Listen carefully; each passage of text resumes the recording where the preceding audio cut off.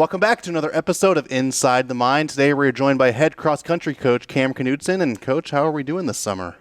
Doing well. I'm doing well. Thanks for having me on. Yeah. It should be a pretty fun season you have coming up here. Before we get to this next season, we can talk about this past season. I believe you came in about a month before the season started, a bit of a late hire on the coaching cycle. Mm-hmm. Kind of talk to me about that experience. Maybe your first meet, you're still trying to learn everybody's name on the team, right? Yeah, having inherited a large team, especially on the men's side, it was kind of hit the ground running and figured out as you go along. But, I credit a lot to the team and the guys and the girls on the team that, they're about it and they're after it, and they help me a lot in terms of, getting my feet wet with S&T and everything. Yeah. So. Yeah, definitely. And then, kind of talk about your 4 meets that you started out with on the year. You went to SBU, then the Larry Young, Chili Pepper, obviously, and then go to Lewis. So talk to me about how your team kind of built up going into conference with those 4 meets. Yeah. On both sides, honestly, it was a little rough start, to be honest with you, especially Lewis. I felt like we didn't really run well at Lewis, or at least as well as we could have for a various amount of reasons. But I think that was more of like, hey, like this is what it takes to actually be good. And I really felt like we figured it out at conference and at regionals. I thought we ran really, really well. And, best save it for the end, I suppose, than at the beginning, right? So. Yeah, right. We can talk about the conference meet. Obviously, Henry Bourne, he was 4th overall in the 8K, 24-12-08. Kind of talk about his performance and the rest of your team at conference. Yeah, the men ran really well, and Henry obviously always steals the show, but it was also Andrew Bacon, the twins, Josh and Sam. They all ran really, really well that day. Bacon, he was coming off maybe 4 weeks of running, 5 weeks of running. He's been just kind of random injuries, so for him to kind of put that together as soon as he did was pretty big for us. And some other teams ran, they also just ran really well on the day. I think a lot of teams just ran like to their potential, and that's kind of the way it goes sometimes, But yeah, we were happy overall. Yeah, Andrew Bacon, 19th overall, 24-51-71. He just had a historic week that week, right? Yeah. To be honest, I was a little on edge with him. I didn't really know what we were going to get. He's super talented, but he's had some injury bugs at sort of the wrong time with so far. But between conference and regionals, he really kind of put together a good last 2 races there and really helped us out. So. Yeah, and then, going into regionals and nationals, obviously you said Henry Bourne stole the show, but, the twins, you also have a couple women's runners on the other side as well. Just talk to me about that experience just building up to the national stage. Yeah, our focus all year was, and how I always look at it is, how well you do at conference and regionals, honestly. So that was really kind of the focal point. And, like I said earlier, I felt like we really ran to our potential at those 2 meets and ran really well. Our regionals specifically, our seniors came up pretty big with Sam and Josh, and then Daniel Garrison was our 5th that day. And he was like our 9-10 guy for most of the season. But sometimes when you're a senior, some crazy things happen, right? Yeah, right. So he had a big day for us that day, and Henry qualifying for nationals as an individual was obviously super impressive. There's so many good guys in our region now.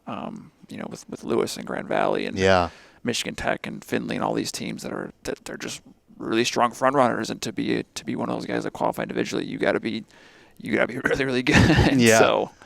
Yeah, definitely. Looking ahead to nationals, Henry Bourne 66th overall, a school record in the 10K, 31:00.4.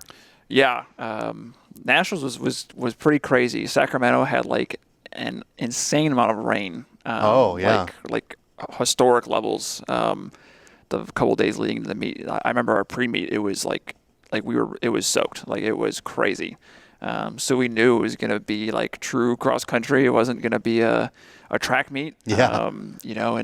Henry ran really well. And being there for the first time and getting that experience, I think, is really useful and something that we can carry on to the further years here and use that experience because we want to be there as a team. Yeah. You had a lot of seniors on both sides this past year. Obviously, the twins, Sam and Josh Patterson, had a couple on the women's side as well, Victoria and Grace. Talk to me about the experience they left at Missouri S&T. Yeah. there will be large gaps to fill for sure. Victoria and Grace, they both ran, really well as well. Victoria ran awesome at conference, I thought. And I think she missed conference by all conference rather than by 2 spots or something. But I thought she ran really well on the day, and Grace had a little unfortunate fall at the beginning of the season, so she missed a lot of time training, but she kind of rallied and again was big for us at the end there. But there's a lot of seniors that we lost, and having to replace them with a bunch of freshmen essentially is kind of what we're doing. And on both sides, the women's team could very well be just 7 freshmen in our top 7. Yeah, and, right. The men's team could have 3 or 4 of them in there, so it'll be much different than last year for sure. Yeah. Moving over to the track and field side, you obviously help out on that side as an assistant. Talk to me about just the experience going under Sean Meineke in his last year at S&T. Yeah. Sean is obviously a great coach, and he really did teach me a lot of kind of what it takes, to be successful at this level. Whether, it's just all the prep that goes into the meet beforehand. A lot of times, obviously, you look at the results like, that's kind of who they are. But, as a coach, there's so much just stuff to do and things that honestly I just hadn't thought about before, honestly. Yeah. But, kind of having someone that's been there and done that at a lot of different places, to kind of help kind of show me the way, I suppose, was definitely very helpful. And, of course, we'll miss Sean a lot. But, good last season, I felt like, for all things considered. Yeah, for the track side. I mean, he's just a legendary coach to learn under, especially in his last year. But going into the track side, obviously, Henry Bourne sat out the indoor season, but then came out in the outdoor season, 2 all-conference performances. Yeah. Like I said, our region and conference is just tough. There are some really good guys that run in our conference, and Henry, to be one of those guys, he has to just constantly put himself out there. And, unfortunately, a lot of the times in these races with him he's kind of the guy doing all the work, and everyone's kind of working off him. And, but I think just that mentality and willing to go for it and put himself in those situations, it's going to pay off one of these days for sure. He still finished, top 3 in the 15 and the 5K, which is, again, super, super difficult, because you're getting everyone's best shot in those events, and especially in the 5K, everyone's running the 5K. If you're a distance runner, you're running the 5K final. So to do what he's doing is really, really impressive. And Coach Meineke mentioned this to me when I interviewed him. He said that at some points during the track season, maybe you felt this way as well, you were kind of just in awe of some of the things that were going on. You're just acting like a fan out there sometimes, watching Owen throw it or something like that. Did you have any experiences like that watching Henry in your first year here? Yeah. I mean, when we went out to Azusa to get him his 5K mark, it's just the way that he's willing to go for it and you can't coach it. There's nothing that I can do in practice. All right, man, you just gotta, this is how you either you have it or you don't. And, right. And he's one that he is willing to go to the well and go 100% and really, hurt honestly to get what he wants. And, unfortunately we felt 1/10 of a second short in the 5K, and then we gave another shot in the 15 at the end of the season down at Harding, and again he ran the whole second half solo and missed it by less than a second. I again, but it's just he's always willing to go for it, and I think, like I said, one of these days it's going to click for sure, because like I said, you can't coach that, and that's always the hardest part with a lot of distance runners is getting them to a point where they can actually give 100% and not be afraid of the pain, because let me tell you, when you're running a 5K or a mile or a 10K, those last couple of laps, it's not fun. Yeah, right. But it's always worth it at the end. So yeah. Yeah, definitely. Talk to me about, your first recruiting trail you went on here at S&T and what you're kind of looking forward to with your new players next season. Yeah. Bringing in a very, very big crew on both sides, which is exciting. Just with the men, a couple of our kind of key recruits that we're bringing in, Tate Uding, he's from Festus, 3-time All-State, 1600, 32, and 4x8 and cross country, so 4, and actually I lied, but so he's super solid. Jack Janovic won the 800 in the Kansas 5A. He ran 153, which is moving. That'd be our fastest time last year. Who else we have? Caleb Durst. He's another Kansas kid, 3-time state champion. Who else? On the women's side, I think we have some very interesting prospects and people who I think have not been trained super heavily and have a lot more potential than some other times let on, which, again, I think is really exciting. I think, even myself, when I was running, I was always a very low mileage. I didn't really run a whole lot compared to a lot of my contemporaries or peers, right? Yeah. But just kind of knowing from my own experience of what that could be, if we can hit on 5 or 6 of them, we could be really strong here all of a sudden and take some people by surprise. So I think it'll be really exciting. Yeah, and you're obviously a Chicago kid, born and raised in a suburb of Chicago, right? Just talk to me about that, and maybe you know this area a little bit more than some other coaches, because you've just been around the Midwest for a long time now. Yeah, I'm a Midwest ride or die. I do like it here. Obviously it's a little bit different in Raleigh than compared to Chicagoland. Obviously, it's just it's a little bit different, but I think a lot of the things are similar. It's a very similar type of kid that I'm recruiting. It's very similar people just around in general. So I don't think the transition was super crazy, obviously, from Chicagoland to Raleigh, but just having a familiarity with some of the better high schools and things like that. And, I have a lot of connections in Kansas. That's where my dad went to college, and he knows a lot of people out there. And so kind of helps me have kind of 2 nice hotbeds. And then if I can just figure out Missouri, which I feel like we did a pretty good job of recruiting, that's the 3 states you need, in my opinion, around here. So, but yeah. Yeah, definitely. And I mean, you're coming up on your 1-year mark here at S&T. Kind of talk to me just, maybe just the experience of Raleigh and the campus at Missouri S&T in your first year. Yeah, it's very different than any of the other places I've been at, for sure. And most of that's just due to the type of student that we have here, right? Is I make fun of them all the time. The type A, the engineer, I gotta ask a bunch of questions. I gotta know what's going on. I gotta know, and coaching that person is a little bit different than, someone who's at like a liberal arts school, right? But, that was my background. I went to a liberal arts school like that, and school did matter to me, but, I really wanted to go run, right? And that was really important to me. You were pretty good at it too, set some records out there. Yeah. But, here, a lot of the kids are here for the school, right? And,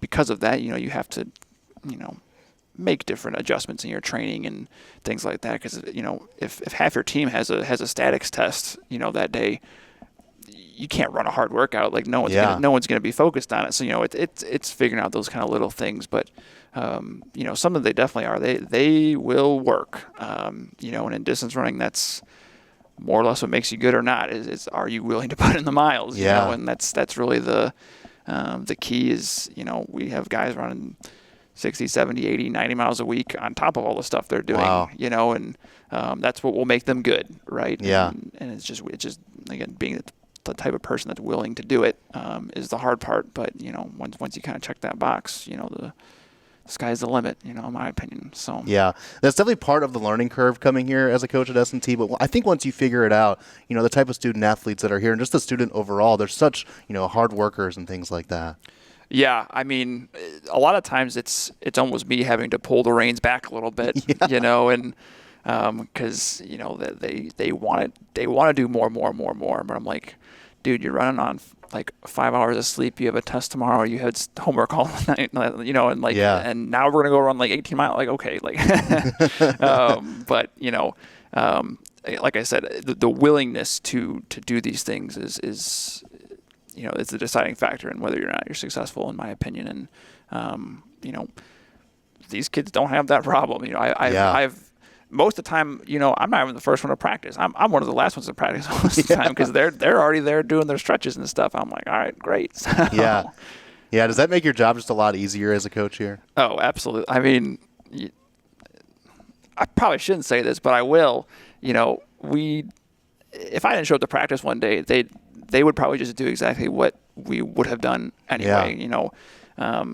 I feel like they've really kind of bought into the kind of the routine and the program that I think works. And not that I do anything that is revolutionary, right? But I think they're really bought into that, and just being that type of person that they are, and like I said, again, the willingness to do so. They whether I was here or not, they would probably be successful, right?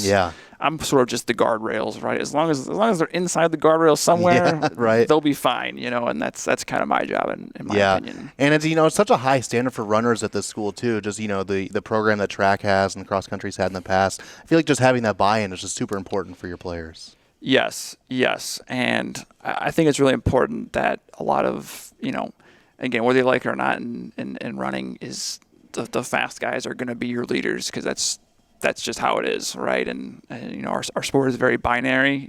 Everyone has a time. You know how good this person is. It's not like football. We're like, oh, he could be really good at this. You know what I'm saying? But it was having those guys buy.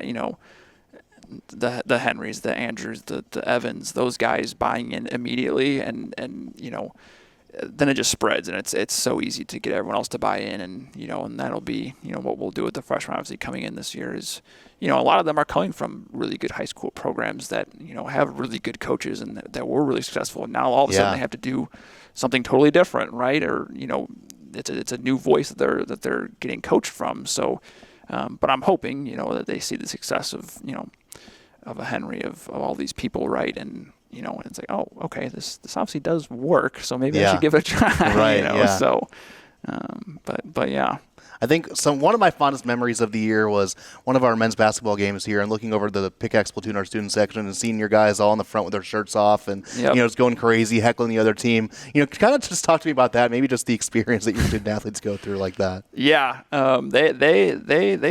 they're about it here. Actually, something very similar happened at our indoor conference meet. We had redshirted a lot of guys, obviously, and I think it also speaks to the kind of people that they are. That these guys who are redshirted and had no obligation to be there decided to get an Airbnb, drive 5 hours to Indy to go watch, and the whole time, they were the loudest ones in the entire track, right? And I give Andrew Bacon a lot of credit for that personally. I really think he is kind of the heart and soul of the team. Henry steals the show with all of the fancy times and things like that. But, Andrew is really the emotional leader, maybe. I'm not really sure. But he's a guy that he just galvanizes people for whatever reason, right? And if you talk to him, he's not really like that, honestly, but for whatever reason, whatever aura he exudes, it just galvanizes guys, and